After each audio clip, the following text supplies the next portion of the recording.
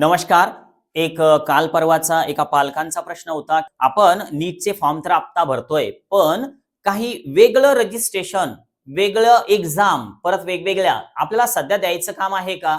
आमच्या मुलाला एम-बी-बी-एसच करायचंय, दुसरीकडे कुठंच ॲडमिशन नाही घ्यायची. आणि त्यातल्या त्यात काय झालं मित्रांनो, मध्ये एक केरळची नोटीस आली.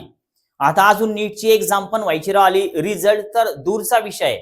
पण केरळवाल्यांनी दरवर्षीप्रमाणे म्हणजे नेहमी होतं हे असं, केरळ हे जे स्टेट आहे हे अगोदर मुलांचे रजिस्ट्रेशन करून घेतात. तर त्यामुळे यावर्षी त्यांनी त्यांचं काम केलं. त्यांनी एक नोटीस टाकून दिली वेबसाईटवर आणि त्या नोटीसनुसार त्यांनी ते रजिस्ट्रेशन स्टार्ट केले. पण त्या एका नोटीसमुळं आपल्या महाराष्ट्रीयन बऱ्याच पालकांचं कन्फ्युजन निर्माण झालं, की सर नीटच्या सोबत अजून एखादी दुसरी एक्झाम आहे का? की जे एम-बी-बी-एस ॲडमिशनसाठी कामात येणार आहे.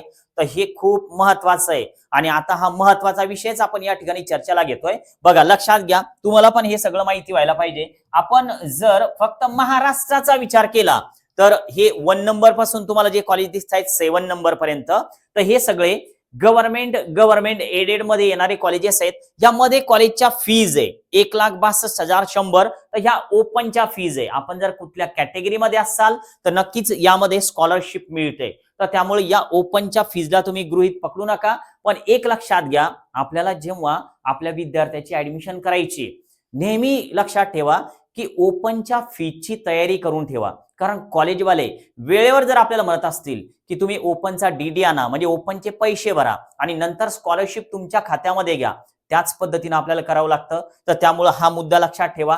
ओपनची फीज आतापासून बँक अकाउंट जे आहे तर ते मेंटेन करून ठेवा.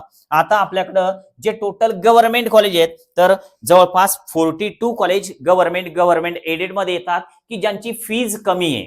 मग या कमी फीज मध्ये आपल्याला ऍडमिशन करायची. नीट एक्झाम मध्ये चांगले मार्क्स तर आपल्या कॅटेगरीनुसार पाहिजेतच, पण सोबत महाराष्ट्रामध्ये अजून एक कॉलेजचा दुसरा पण टाईप येतो की ज्याला प्रायव्हेट कॉलेज म्हणजेच सेमी गव्हर्नमेंट कॉलेज म्हणतात. आता हे जे तुम्हाला 1 पासून 7 पर्यंत के जे सोमय्या मेडिकल कॉलेज सायन मुंबईचं कॉलेज आहे.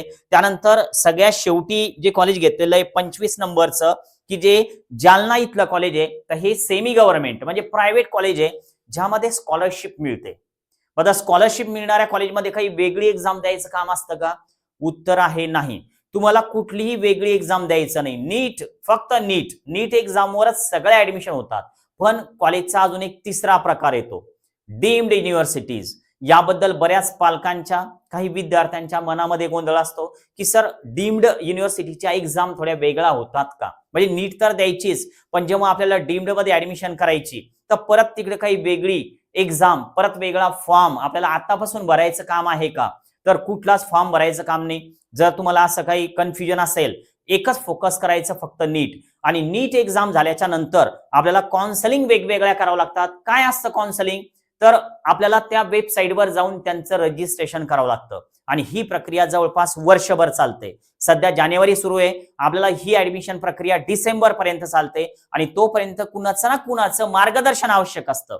म्हणून मी वारंवार सांगतोय की कुठंतरी जॉईन व्हा. जिजाऊ अकॅडमीज केलं पाहिजे असं काय नाही. तर त्यामुळं जर तुम्ही पब्लिक जरी व्हिडिओ बघत असाल तरी सुद्धा तुमचं कोणतंच अपडेट राहणार नाही. एकदा व्हिडिओला लाईक करा म्हणजे पुढचा व्हिडिओ नक्कीच तुमच्यापर्यंत पोहोचेल. थांबूया. Okay, bye.